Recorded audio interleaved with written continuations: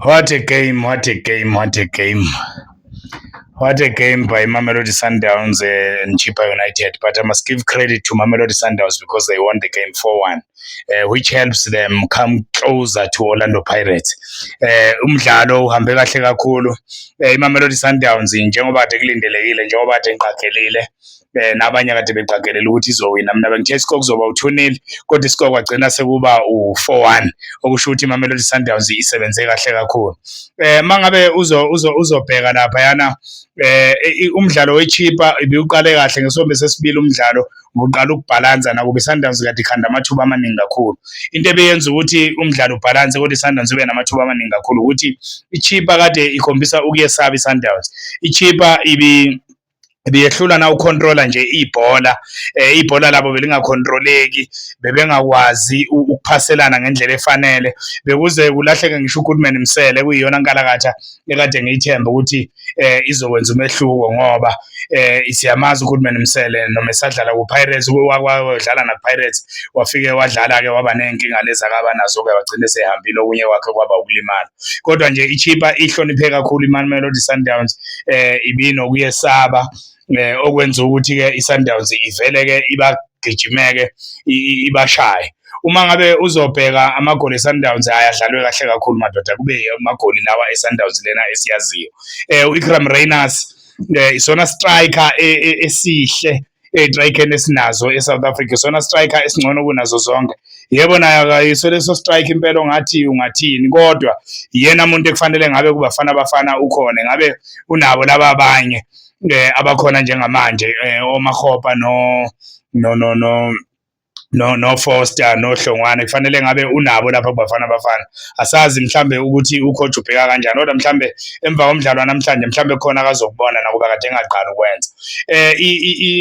iSundowns mawungathi ubheka igoli leChippa leli lokwenza u2-1, igoli leChippa kube ubudedengu bayo iSundowns. Ngibona ngathi kukhona laba lahlekelwe khona ukuxhumana i-backline ne-midfield, i-backline yonke ne-midfield ngoba uCupido noGrant Kekana ekade beqala nabo ukudlala emumva bobabili namhlanje. Sibabone ukuthi behamba beya ngaka-left bobabili, kwasala igebhu lana waqhamuka uKekana futhi ubethanda ukuba amaphambili kancane, waqhamuka sekulate ibhola lameqa lahlangana noKwayiba walishaya phakathi. uKwayiba naye ofuna ukuhlonishwa kodwa singakayi kuKwayiba size la egolini.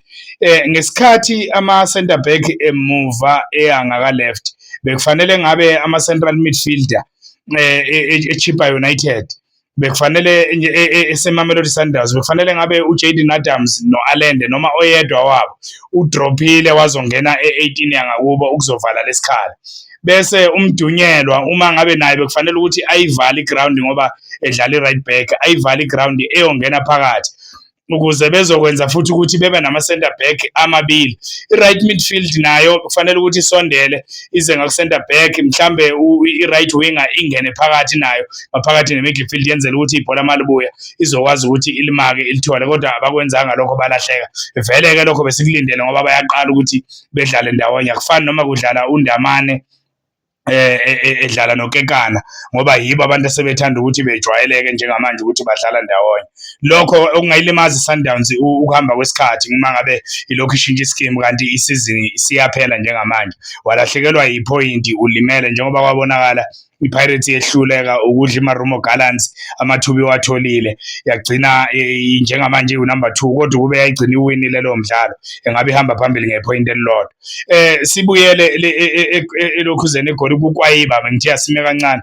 uKwayiba umdlalo omuhle kakhulu ngoba ubuyele kuChippa phakathi nendawo phakathi nesizini emva kokuba ehlulwe, emva kokuba kungadlalekanga kahle kuPirates, wase ebuyela kuChippa useshaya amagoli awu5.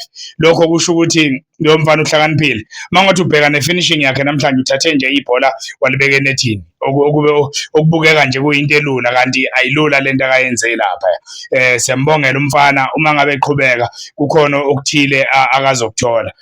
iChippa ivika izembe, idlale vele njengethimu evika izembe namhlanje. mhlawumbe emidlalweni olandelayo uma bengadlali ne-Sundowns bezodlala ngokuwumisela kungalunga, kodwa ilahleke kakhulu lapha ngesikhathi ucoach ekhipha uVilakazi, ekhipha abadlali abathathu ngesikhathi kungena uBenvenu Evanga efaka noNsundwana. Mina bengilindele ukuthi mhlambe engakhipha engafaka uBenvenu Evanga ngoba ichipa ibihlasela, kodwa wakhipha abadlali abathathu ngesikhathi esisodwa esekufanele ukuthi nabo beqale phansi befundane bodwa bephinde befunde nalaba futhi ababafica vele besegroundini, okuyiyona nto engelula engeke ngayibona nakomunye umdlalo weChiefs nakhona eyakhipha abadlali abaningi kanti ithi iyahlanganisa kwavele kwahlakazeka okugcina. Ichipa mina ngibona ukuthi ilimale lapho ngoba ukhipha abadlali abaningi sikisi uxolo, ukhipha abadlali abaningi kuyalimaza. Bekungafanele ukuthi yenze kanjalo. Sibuyele ku-Sundowns, i-finishing ka-Rainers ibe inhle kakhulu, i-finishing ka-Allende ibe nzima kakhulu, i-finishing ka-Allende walishaya ibhola liyowela phakathi enethini, ukhipha bekungelula ukuthi engalibamba. Siphinde futhi igoli ngimbongele nje Tashreeq Matthews special, ngimbongela umfana ukuthi eshaye i-finishing enhle kanjena. Siyamazi ukuthi akuyena umuntu omuhle kakhulu nge-finishing, but on that ball, Tashreeq Matthews, congratulations, my boy. You played very well. You did a simple thing. He just placed the ball at the net. He scored like a striker or like Mshishi or like Relebohile Mfukeng. Those are such players who are so good with their finishing. They can just finish easily. He finished like a striker. That ball looked easy, but it was not easy because he had to control it at the same time. He had to control it and put it back to the side where it comes from. After a very beautiful build-up from the back to the midfield, 1-2s with Mshishi, 1-2s, and then it fall to him, and then he finishes. I saw sometimes we're serious when they introduced Mkwena. Tebogo Mokoena, when he was introduced, he is the one who even he had a hand in that goal, in the third goal. Brian Leon came in and killed it. Sundowns means business. We will see. Orlando Pirates as well is hot on their neck. So we will see what happens. Like next week, we will be watching Pirates, then Kaizer Chiefs, the Kaizer Chiefs mathematically still have a chance. But today it was Sundowns Day, and they also managed. Remember, Pirates scored 6 goals last time, so they managed to minimize that gap of goals. I think into 2. So they managed to minimize the goal difference into 2, or if I'm correct, 2 or 3. Or less than that. So Sundowns did very well by winning and scoring goals as well. So we'll see going forward. On the 7th, I think it's Tuesday. It's going to be Orlando Pirates versus Golden Arrows at Orlando Stadium. We'll see what happens there. But congratulations, Mamelodi Sundowns. You deserved to win. Chipa needs to work on their confidence. Being scared of Mamelodi Sundowns was their perturbation. Ngiyabonga kakhulu. We talk football with Nikeni Mtunga today. Inform, educate, entertain, promote. Danko.